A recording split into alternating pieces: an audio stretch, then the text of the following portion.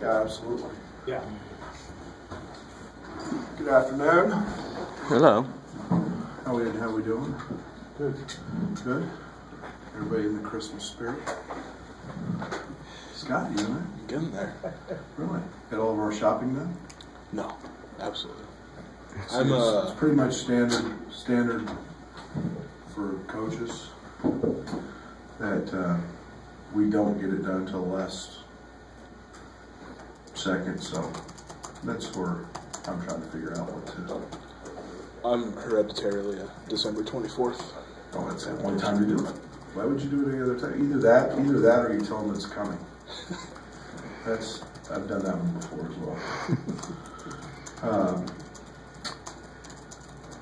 Time of year, where it gets to be very challenging for our student athletes with finals, and we take those very seriously. They've spent probably just as much time here in the last 10 days with academic support and our staff here in preparing for finals and writing papers. And we still have about got it wound down. I think Mark Allsworth's the last one tonight, and so we're pretty sensitive to that. And we've tried to show a lot of film since our game in Chicago against New Mexico State, which I felt was probably, well, it's not probably, it was the poorest half. The first half was the poorest half we played all year. I filled 4.5 pages of defensive notes of lapses and mistakes, and watched that film 5 times, and we've tried to show them a lot of those things since then, and that leads us into this game on Saturday. It's exciting. I coach basketball to be a part of games like this, and I hope we recruit athletes to be a part of games like this. I love rivalry games. I think they're exciting for the fans. I think they create the atmosphere. This is obviously one that has tremendous history, tremendous passion, has had great coaches, has had great players, has had great finishes. This rivalry has had everything that you could want and more. And then when you throw in that it's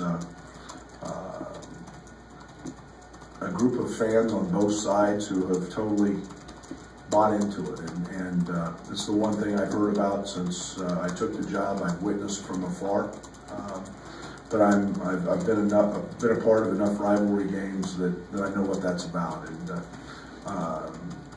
these are games that become everything that college sport is about, no matter what the sport is. But rivalries are great for the game, in my opinion. So we get a very good Mizzou team.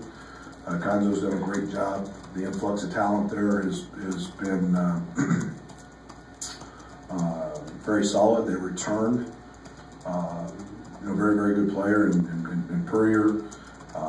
Obviously getting Jonte Porter to come out of high school early. He's a guy that's a pro, and Tillman, those 2 freshmen are both pros. So, and a 5th-year transfer in Cassius Robertson, who's their leading scorer. He's been tremendous. So they're a very good basketball team. I watched them at length against my old team, against Stephen F. Austin the other night.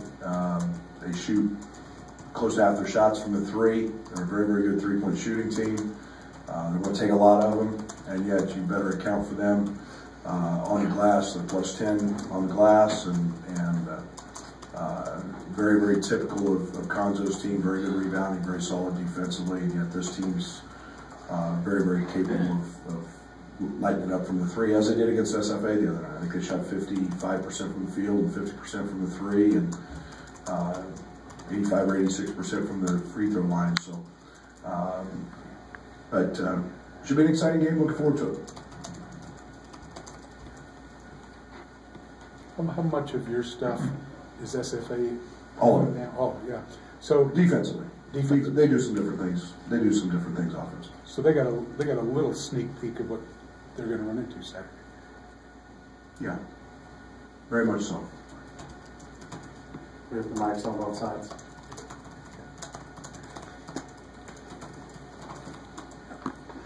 Okay. I think you said Saturday that it was difficult to get the guys to adjust to your defense from what they've been playing in the past. No, I didn't say that. We've done it at times. We just didn't do it the other night. You know, a big part of, I have a saying that I've probably said somewhere up to 100,000 times this year so far. Quiet teams lose, and when you don't communicate on the court, mistakes happen.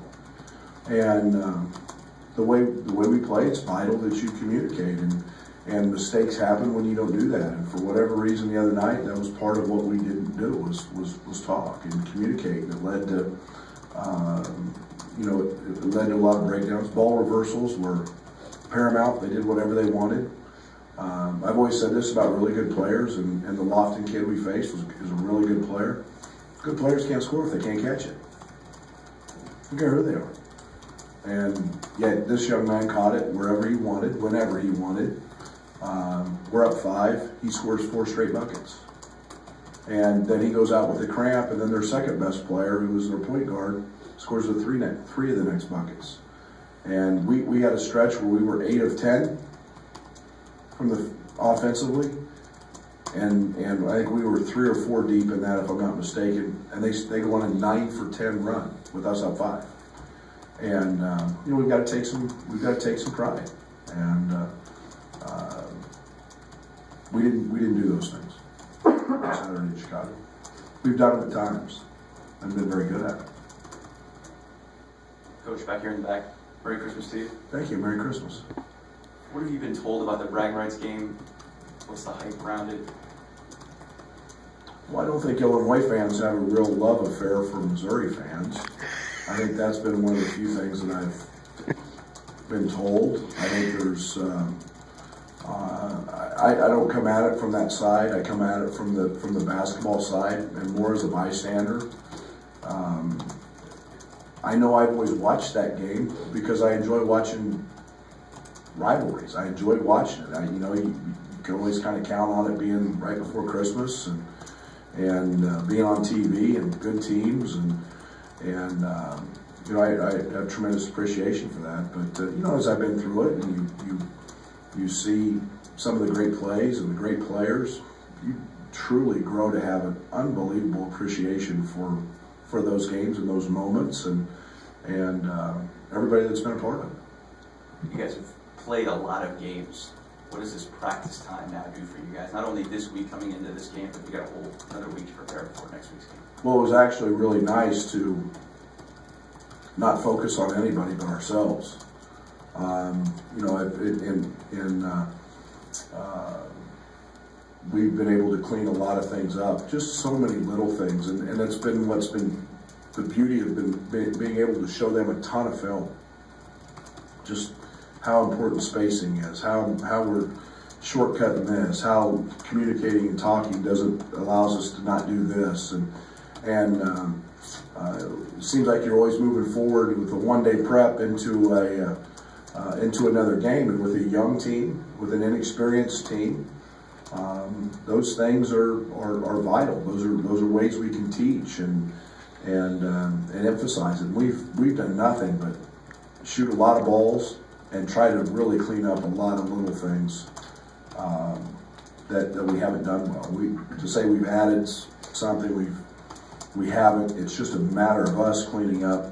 You know, our transition stuff the other night against New Mexico State, we've got big guys standing under the rim wide open, and we're not throwing the ball. We can't get anything better than that.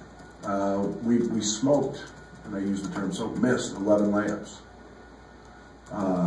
Just because timing was off just a little bit. You can't miss those. You know, so now all of a sudden you're 22 to 30 points a game that you're giving away, and yet you're getting layups. So those are little things we've just, you know, we've had to get back to and focus on, and it's been great to do that. What's maybe been the players' response this week, maybe to the idea that they're hurting themselves in these games, and maybe the challenge that you're giving them to step up and lead? Well, you just said the key word, lead. And the lead is hard. And I watched last night, I was able to watch Wofford in North Carolina.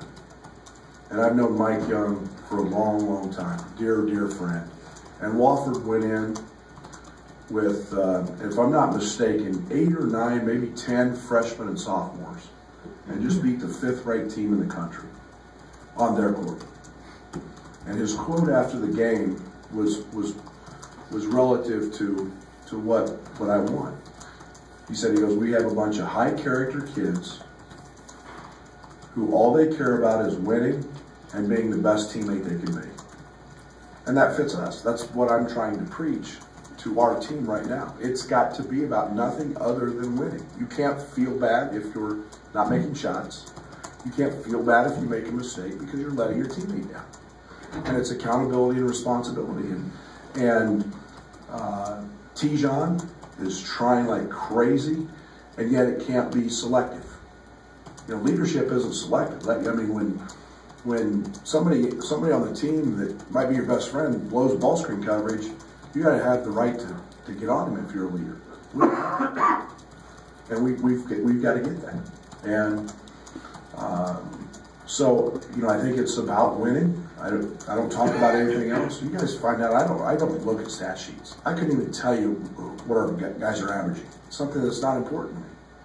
It's about the way the game is played that's more important. So I think our guys are conscious of that.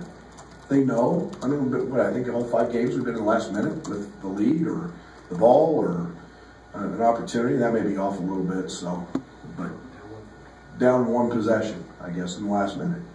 And but it's all the little things. It's not one specific thing. It's a lot of little things, and it's accountability, and it's leadership, and it's playing to win. And I'm a firm believer in that, and that's what I'm trying to get everyone in that locker room to understand. And you're only as strong as your weakest link. And you get one guy out there that doesn't do his job, and he keeps making mistakes, then guess what? Our chain's not very strong. Going back a couple of weeks, a big theme was installing the offense, and you're talking about, right now we're running pretty vanilla things. Have you been able to make progress just in installing a greater percentage of offense? No, we're still pretty. Like I said, we got 11 layups the other night. We missed. We also made a few, and then in our transition stuff, we got guys wide open. We feel pretty good about where we're getting the shots from. Michael had a tough night the other night. Every one of Michael's shots he took one bad one out against the zone. They were all good looks. So there'll be a couple things that go in, but we've stayed basically trying to clean up our foundation, our base things, and we've gotten away from some of those, and time just doesn't allow you sometimes to hit all those things. So we've really spent a majority of our last few days trying to clean that stuff up. Brad, get back on the leadership topic for a minute. Do you see any of the freshmen maybe wanting to step into that role as being a vocal leader on the team? And if so, who? Well, Mark's going to be that guy. Mark's a guy that has a lot of leadership. Leadership's not easy because it's all the time. It's not when you choose to do it or when you feel right or you're in the game.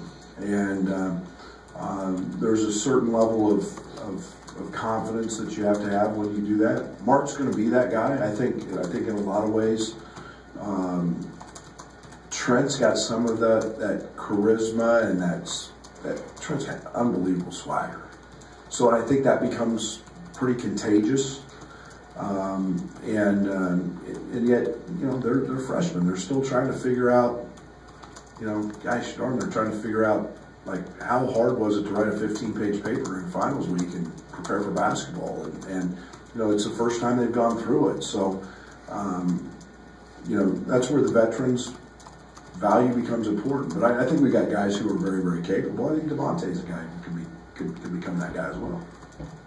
Coach, how much have you focused on those late game scenarios? Is that something that you can simulate? Is that difficult to do?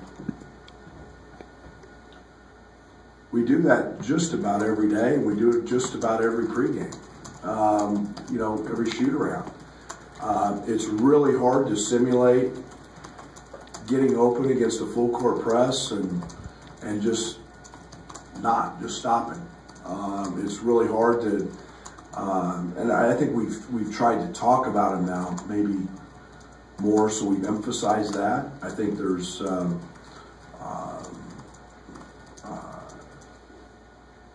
you can't fear failure. And so if you make a mistake, you make a mistake. Like the other night, there was no doubt. There was one person who I was going to have to shoot the ball. Try to tie it. That was Trent. And you'll see we set the play we ran. I ran one guy out. Finke set a ball screen, which I figured they would switch flat, and Trent was going to shoot the ball. Because I thought he had enough swagger and enough confidence to make it. He missed that one. Guess what? He's going to make it a whole bunch in his 4-year career. And we talk about those things, but you got to come meet passes. You got to, you get on Synergy and you look up where we rank, and baseline out of bounds plays. They're poor, average, very poor, average, good, very good, and excellent. And we're very good. And yet we couldn't inbound the ball on a play that's worked all year for us. And yes, we have to get better at this. We can't fear that moment. We can't. It's time to. It's like I told them, freshmen aren't freshmen anymore. You played a semester of college basketball. That's why they'll get to talk to you. They're not freshmen anymore. Time to grow up. And everybody's going through it in the country. And we've been in. Today will be our 53rd or 54th practice. Been through it enough. You should know by now some of those things. You mentioned Jeremiah Drummond briefly earlier. I mean, there was maybe a narrow window in the spring where you were able to get known a little bit. His games, maybe prepping for Saturday. What have you seen from him on the court for Mizzou? Yeah, he's a pro. He's a pro. He reminds me a lot of. I was in the league when DeAndre Jordan came in at Texas A&M, and I don't know. Maybe that's what I've seen. I haven't been around him every day. Elite runner, just tremendous length, hands, literally catches everything. The NBA stuff, you have to do stuff that's elite to make it at that level, to be a pro in that league. He does that. He's an elite runner. He's an elite catcher. He's going to be an elite shot blocker. I don't know, he plays 17, 18 minutes a game. I think part of that is due to foul trouble. But, yeah, he's really good. He's really good, and he's a talented, very, very talented kid. Coach, continuing on Jeremiah, a guy that was an Illinois signee, a guy that you tried to keep. What do you remember about that process, and does that add to this rivalry anymore? That doesn't bother me a bit. I think I wish nothing but the best for Jeremiah. I mean, that's a young man trying to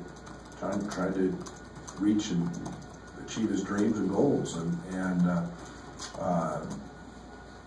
if it was unique to us, it's not. It's a common thing that happens all the time in basketball today. I mean, with kids, they feel more comfortable in a certain situation when change happens. I don't know what his process was. We were obviously, excited about his possibilities, and he chose to go a different direction. And I say this a lot. I mean it. Winning is really, really hard. And if he is not both feet in committed to helping Illinois win, then he needs to go someplace else. And that's, You know, so I mean, I haven't lost sleep over it, and he's a talented kid. But you know, I wish him nothing but the best, and I enjoyed my opportunity to sit down and visit with him. He's a nice young man, and he won't be there very long. I mean, he's going to be I would think he'll be a guy that in the spring will have some decisions to make that are pretty serious ones. Brad, when you say you don't look at stat sheets, what's the distinction between a stat sheet and being an analytics guy? Well, I think I gain more information from our team numbers than I do our individual numbers. I look at the process more than I do the individual, you know, stuff. Now, I say that, and there's times I do. I just had Derek pull, you know, game segments, 5 game segments, and our wins and our losses, and let's start looking, since we've got a decent sample size. Let's start looking and seeing what are the discrepancies, and where are we, and why are we, and that's my job, is to figure that stuff out. So to say I'm getting points are easy. You know, it's easy to look at and score points. I think we're averaging 80 a game. It's the other stuff. You know, let me find out why we're not getting the free throw line as much. Let me find out why we're you know, our assisted turnover ratio is discrepancy is why it is in wins and losses. Let me figure out why we're not offensive rebounding. That's why the stats become important to me. Analytics becomes about the team stuff and the process and the styles, and that's what I concentrate on more than the individual stuff. With 2 new head coaches, Brad, Missouri and Illinois, what does this game kind of set a tone recruiting-wise with so much talent in St. Louis?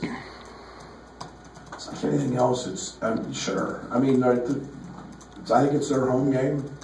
They'll have a whole bunch of guys there that we're probably involved with. It'd be the same thing. But recruiting is cyclical. It's about want. It's about need. Every year, I mean, we may not need a point guard. They may need a point guard. So I don't put a whole lot of stock in that. The game itself, I'm more worried about the 14 or 15 guys that are wearing our jerseys that night, because it's the want and need of recruiting. Sure. And is there pride? Sure. You know, we go to practice every day to try to win every game. So, but beyond the impact that it has on this group of coaches and the 14 guys that are playing in the uniforms for that night, I don't need too much beyond that. Maybe just in terms of bragging rights in general, you said you've kept an eye on the game through the years. Is there one that sticks out to you that you remember the most? Oof.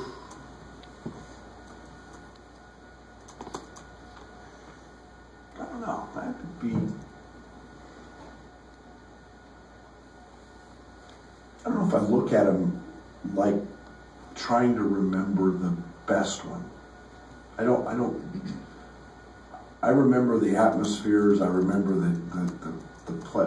You know, rather than finishes or outcomes, or I remember the quality of the game, the quality of the coaches, the quality of the players. I don't look at them maybe from a fan standpoint. I just know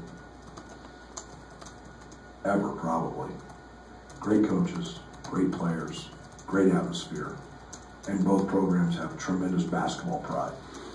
And when you get that and you put that combination together, you know, it was no different than Bedlam in Oklahoma or K-State, or they're special moments. And to single out one memory, you know, my alma mater in K-State, I mean, you couldn't. But they're special because they're a rivalry, and that's what I love about college sport. Name it, the Iron Bowl, Ohio State, Michigan, you name it. Those games to me make the sport and make college football special. See you in St. Louis. Thanks, Brad.